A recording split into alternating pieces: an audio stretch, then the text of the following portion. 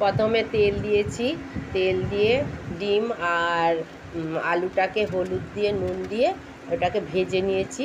ভেজে নেওয়ার পরে আস্তে তেল দিলাম, তেল দিয়ে তাতে চিনি দিলাম, তেজপাতা দিলাম, এলাচ দিয়েছি, লবঙ্গ, দারচিনি দিয়ে তারপরে পেঁয়াজ দিয়েছি। পেঁয়াজটাকে ভালো করে ভেজে তারপরে টমেটো দিয়েছি।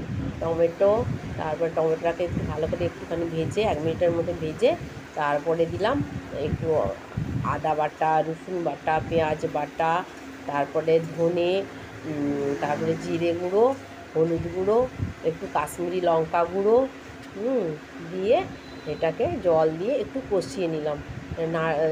2 মিনিটের মতন কষিয়ে নেব। কষিয়ে নেওয়ার পরে তারপরে একটু টক দই দেবো।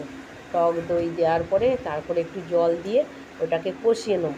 কষিয়ে নেওয়ার পরে তারপরে ডিম আর আলু ভেজে রেখেছিলাম সেটাকে দেব। দেওয়ার পরে একটু জল দিয়ে ওটাকেও একটু কষিয়ে নেব 2 মিনিটের মতন। কষিয়ে নেওয়ার পরে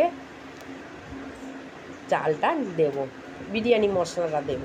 বিরিয়ানি মশলাটার পরে একটু কষিয়ে নিয়ে তারপরে ভাতটা দেব। ভাতটা চারদিকে ছড়িয়ে দিয়ে তারপরে ওই পেঁয়াজটা ভেজে রেখেছিলাম ভাতটা দেওয়ার পরে